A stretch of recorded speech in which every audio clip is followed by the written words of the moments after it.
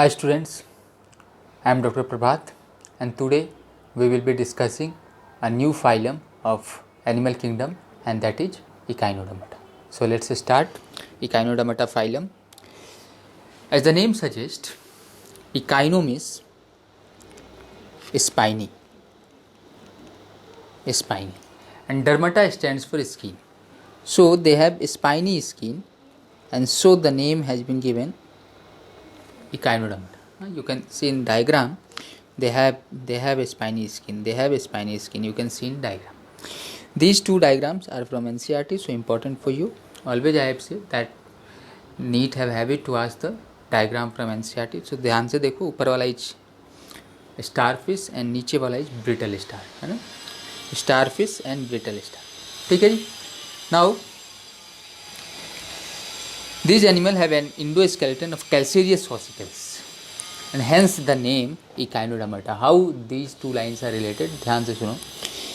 Suppose this is the calcareous ossicles which is making the endoskeleton. So this is calcareous ossicles making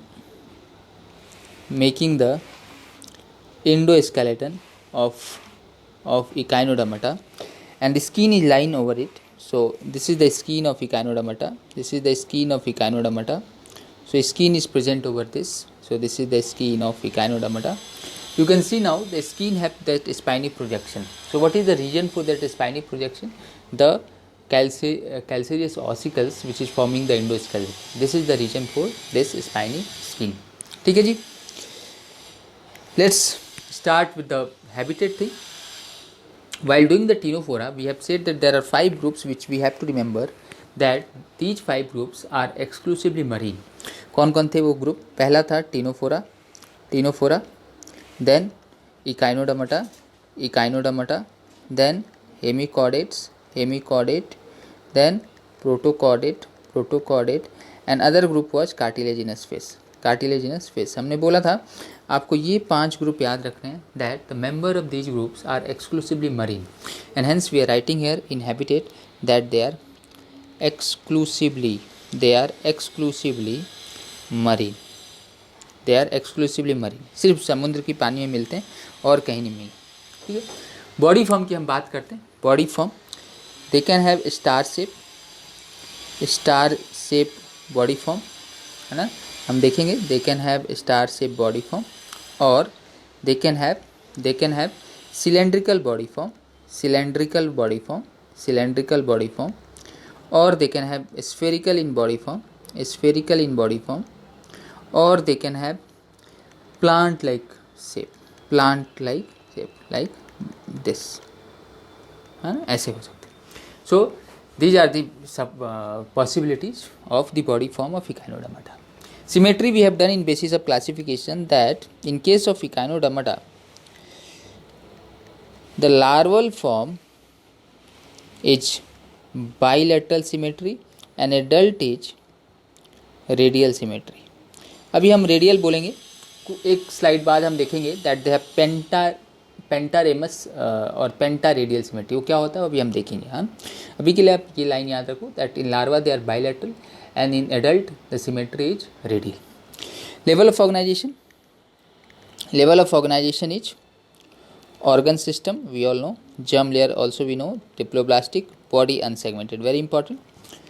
3 groups or 3 phylum which we have to remember as a metamerism. Example of metamerism कौन कौन से हैं वो?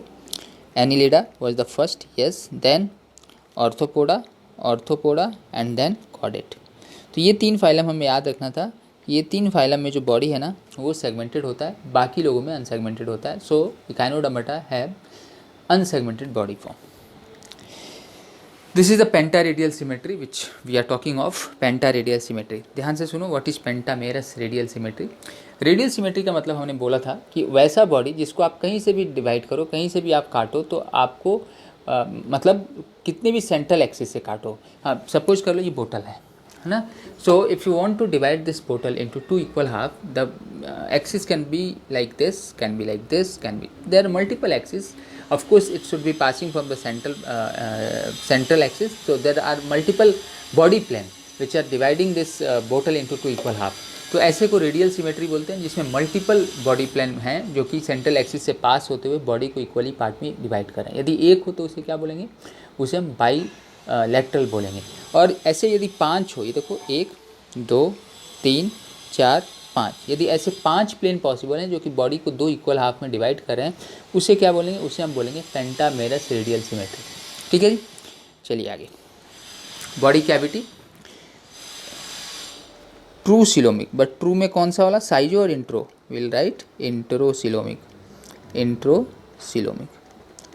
Very important thing, now we are going to discuss water vascular system, which is also known as ambulacral system, which is also known as ambulacral system. First thing which I want you to know that water vascular system is specific for echinodermata.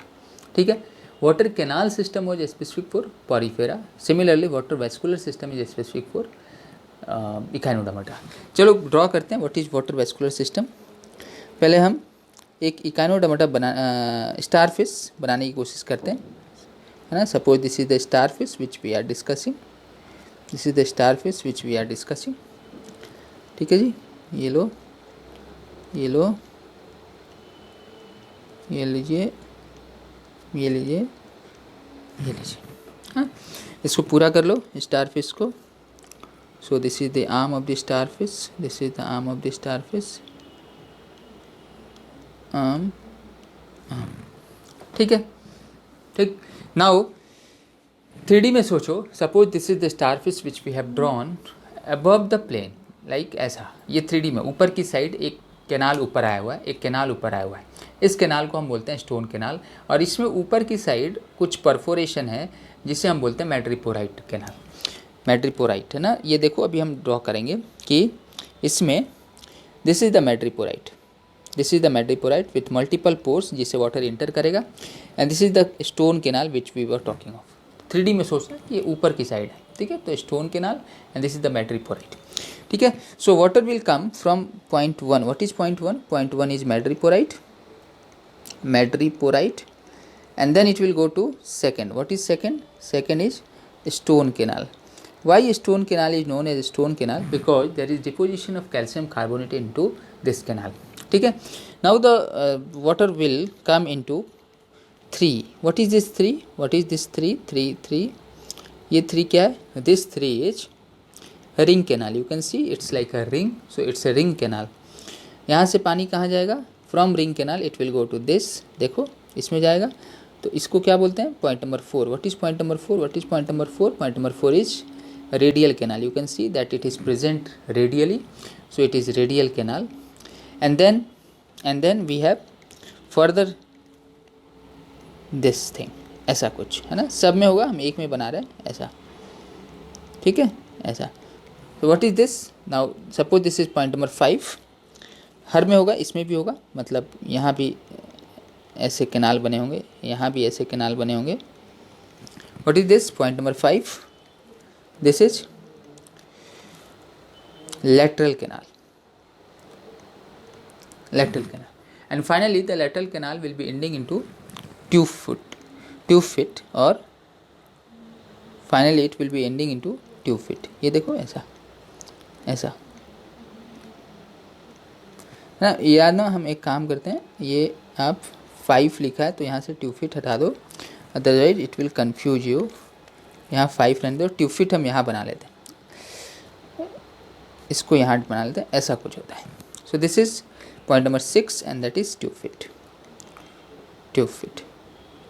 So water will flow from 1 to 6, मतलब water यहाँ से inter करेगा and finally यहाँ से बाहर आएगा। अब now this water vascular system is helpful in everything, खाना खाने में भी। Suppose the water which has enter inside the echinodermata have some insecta which is useful for echinodermata. Echinodermata क्या करेगा? उसे ट्रैप कर लेगा, so it is helpful in nutrition. Gaseous exchange, body wall से गैसियस एक्सचेंज करेगा, पानी में oxygen लेगा और CO2 बाहर भेजेगा, so helpful in breathing.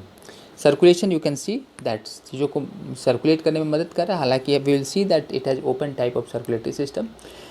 4 excretion, ammonia will be excreted out in the water, जो भी आपके वाटर वेस्कुलर सिस्टम में पानी आ रहा है उसमें अमोनिया डाल देंगे, हम देखेंगे excretory system is as such absent in echinodermata, है ना।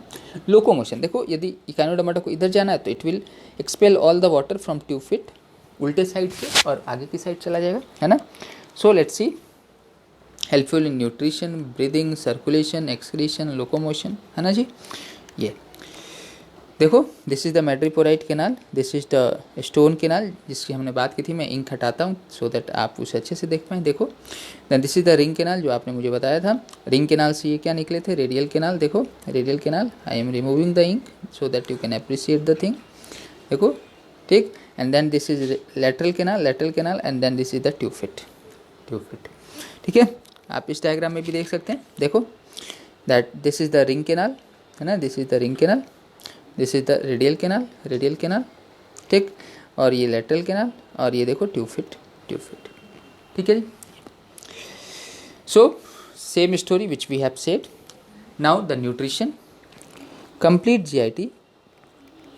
GIT, but one thing which we have to remember that in this case anus is present at the oral end and mouth is present at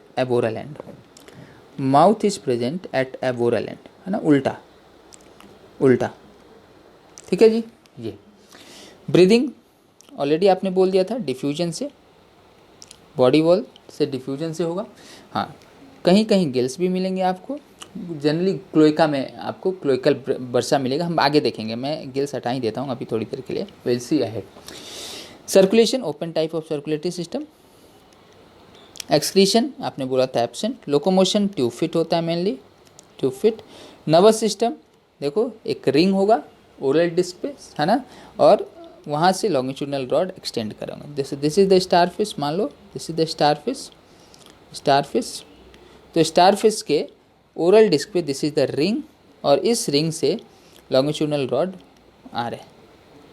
तो यदि मैं starfish का जो rough हमने representation किया है वो हटा दें तो देखो यही मिलेगा हमें नर्वस सिस्टम में, ठीक है।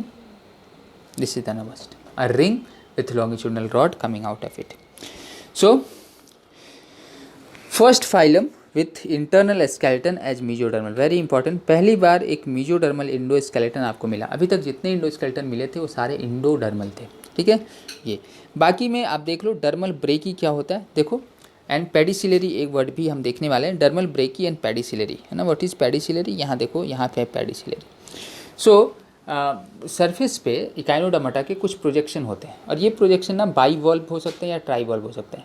जो भी है, मान लो ट्राई वॉल्व हैं तो ये मूव करते रहते हैं ऐसे। इससे क्या होता है, कुछ भी चीज़ सरफेस पे रुकेगा नहीं, वो क्लीन हट जाएगा वहाँ से। So the function of pedicellariae is to clean the surface of Echinodermata, है ना। एंड ब्रेकी जो आप हमने देखा था, it is also the projection, dermal branchiae, this is the projection and helpful in breathing also, ठीक है।